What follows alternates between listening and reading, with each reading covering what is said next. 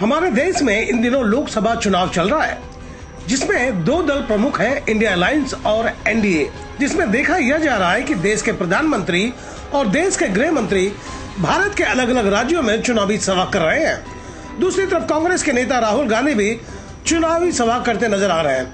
आज इसी बात पर चर्चा करेंगे कि भाजपा और कांग्रेस में जनता की कौन हितैषी है और कौन जमीन हकीकत का जिक्र कर रहे हैं और कौन जुमलेबाजी पर उतर आई है। देश के प्रधानमंत्री जो जनता से वादे करके आए थे कि अच्छे दिन आने वाले हैं। बहुत हुई महंगाई की मार, अब की बार मोदी सरकार। जुमले की फहरिस्त बहुत लंबी है, जिसे सुनकर सिर्फ जख्म हरे होंगे। 10 साल राजयोग भोगने के बाद जनता की क्या दशा हुई है, यह बताने की जरूरत है क्या।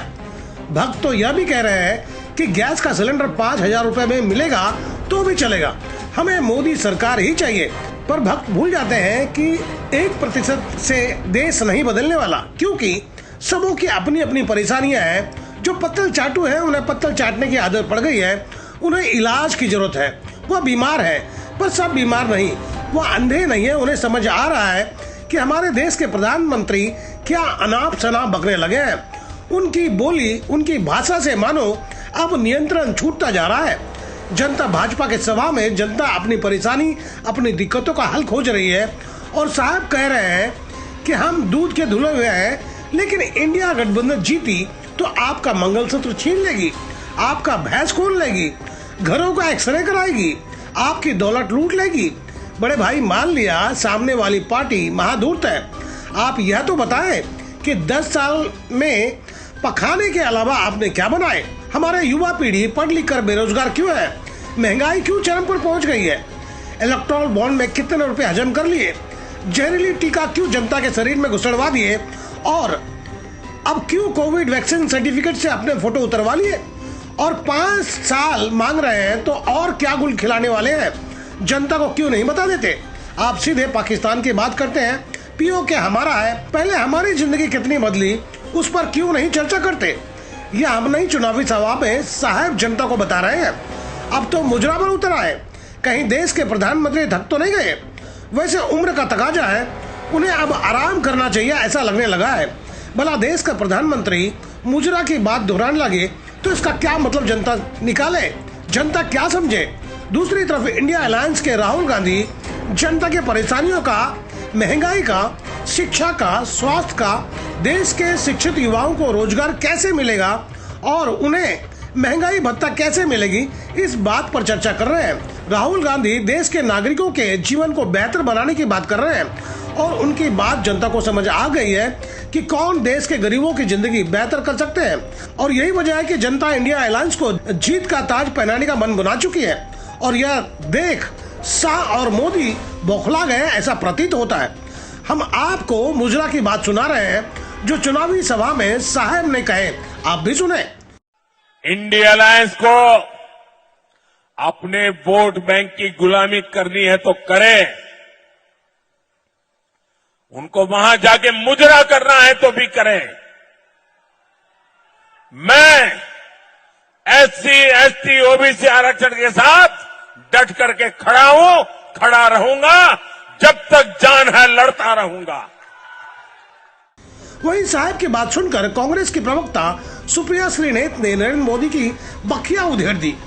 देखें, आपके मुंह से ये शब्द सुनकर एक औरत होने के नाते मैं आहत हूं, लेकिन इस देश का प्रधानमंत्री चुनावी रैली में मुजरा शब्द का प्रयोग कर रहा है। आप सोच सकते हैं कि राजनीतिक पतन उनका किस कदर हो चुका है, किस कदर वो बौखला गए, किस कदर वो डर गए और किस मतलब मर्यादा की कोई तो सीमा रहने दीजिएगा मोदी जी।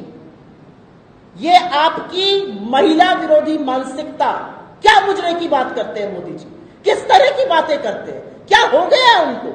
आप रोजगार की बात नहीं कर सकते, आप महंगाई खत्म करने की बात नहीं कर सकते, आप महिला सम्मान की बात नहीं कर सकते। आपको म से मणिपुर नजर नहीं आता, म से महिला सुरक्षा नजर नहीं आती, म से महंगाई नजर नहीं आती, आपको म से मुजरा नजर आता है। शर्म आनी चाहिए इस देश के प्रधानमंत्री को कि उन्होंने ऐसे शब्द का सार्वजनिक जीवन में प्रयोग किया। ये कितनी गंदी, कितनी घिनौनी हरकत है। एक औरत होने के नाते मैं बहुत आहत हूं और मुझे लगता है इस देश की हर औरत आहत होगी। ये क्या शब्द का प्रयोग है? ये सार्वजनिक जीवन में शब्दों का प्रयोग है। असलियत यह है कि संविधान बदलने की और खत्म करने की साजिश आप आज से नहीं, आपके पुरखे सालों से रच रहे हैं। असलियत यह है कि इस देश को समझ में आ गया कि आप आरक्षण विरोधी हैं, और आप ही नहीं, आपके गुरु गोलवालकर, आपके मनमोहन वैद्य, आपके मोहन भागवत, सबने आरक्षण की बार बार विरोध किया है। और आपको जब यह समझ में आ गया कि देश की जनता यह समझ चुकी है, देश की जनता छिटक चुकी है, आप झूठ बोलिएगा, आप झूठ भी बोलिए, लेकिन मर्यादा की एक सीमा होती है।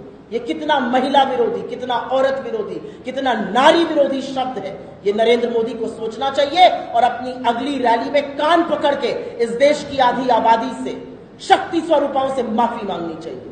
मुजरे शब्द का प्रयोग इस देश का प्रधानमंत्री कर रहा है। फिलहाल चुनावी नतीजे ज्यादा दिन दूर नहीं है, पर जिस तरह चुनाव आयोग ने वोटों के आंकड़े, जिसकी संख्या 1 करोड़ 7 लाख है, ज्यादा बता दिए है, वह संदेह के घेरे में है। और अगर यह सच निकली तो चुनाव के नतीजे एक तरफा हो जाएंगे। फिलहाल देखना यह होगा कि जिस तरह से दोनों तरफ से दावे किए जा रहे हैं, चुनाव के नतीजे क्या निकलकर सामने आते हैं। तो दोस्तों, आपको मेरी खबर बेहतर लगी हो तो लाइक करें, सब्सक्राइब करें और बेल आइकन दबा दें। आप हमें कोई सुझाव देना चाहते हैं तो कमेंट बॉक्स पर लिख भेजें। तो गोपाल साहब को दीजिए इजाजत, हम जल्द दूसरी खबर के साथ हाजिर होंगे।